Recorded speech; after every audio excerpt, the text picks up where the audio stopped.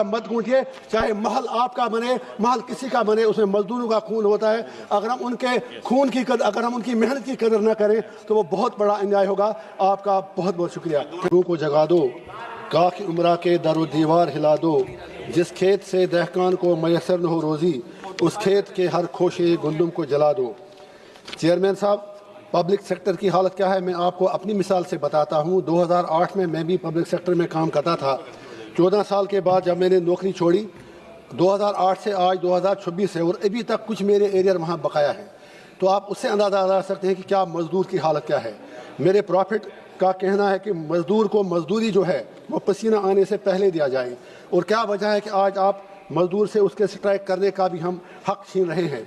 आज जम्मू कश्मीर में आप हैरान हो जाएंगे जानकर कि जो कैजुअल लेबरर्स फैक्ट्रियों में, कारखानों में, महकमों में लगे थे जम्मू कश्मीर में, हज़ारों की तादाद में आज वो हड़ताल नहीं कर रहे हैं। उनके बच्चे, आज जो बच्चों की एज जो 20-22 साल है, जो कैजुअल लेबर वो 50 को क्रॉस कर चुके हैं, लेकिन रेगुलर अभी तक नहीं हो रहे हैं। तो मैं सरकार से गुजारिश करूंगा, आज मिनिस्टर साहब के लिए पॉसिबल नहीं होगा अब इसमें अमेंडमेंट लाना, फ्यूचर के लिए कम से कम एक नेशनल पॉलिसी लाएं, regularisation of casual labourers, daily wagers, चाहे कारखानों में, सरकारी विभागों में, ताकि वो लोग जो दर बदर की ठोकरें खा रहे हैं उनका चूल्हा कम से कम जले। इसी तरह जो पोर्टर्स बॉर्डर पे काम करते हैं, करना से लेके कन्याकुमारी तक, फौज के साथ, BSF के साथ, जब उन्हें कुछ होता है उनके राइट्स बिल्कुल भी प्रोटेक्टेड नहीं। अभी सर जम्मू कश्मीर में 2 पोर्टर बारामूला में काम करते करते जहाँ बाक हुए, मामूली उनको मुआवजा मिलता है, कोई कंपनसेशन नहीं।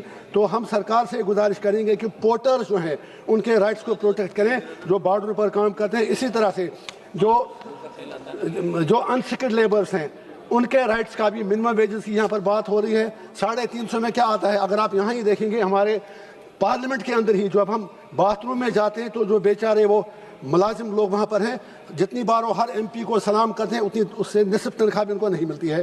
वो भी एक अनऑर्गेनाइज्ड स्ट्रक्चर है। कम से कम ऐसे लोगों का हमें ख्याल रखने की ज़रूरत है। तो मैं ये चाहूँगा, और सबसे बड़ी बात, अगर एक्सीडेंट में कारखाने में कोई मजदूर मिले, कहीं और मिले, लेबर कोर्ट तो हैं लेकिन काम होता नहीं है।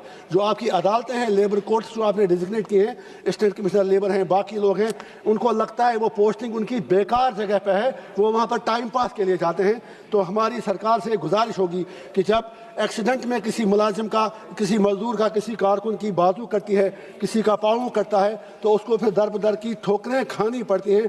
तो मेहरबानी करके उन चीज़ों की तरफ ख्याल दिया जाए। और आखिर पर सरकार से मैं यही गुजारिश करूंगा कि जैसे चंद्रशेखर आज़ाद जी ने ज़बरदस्त बात की, जब यह हमें भी हमारी बात नहीं सुनी जाती तो हम भी वेल में आते हैं। जब आप मजदूरों का गला काटेंगे, अब आप 100 से 300 आ जाइए, 51% आएंगे तभी यूनियन बनाएंगे, फिर सारे देश कैसे। बस जस्ट 30 सेकंड मेरी सरकार से इतनी गुजारिश है कि मजदूरों का गला। धन्यवाद जी। माननीय श्री उमेश भाई पटेल। आपका बहुत बहुत, सर चल नहीं रहा है, आपका बहुत बहुत शुक्रिया। उठो मेरी दुनिया के गरीब। जय भीम, जय भारत। अब्दुल राशिद जी। सर चेयरमैन साहब।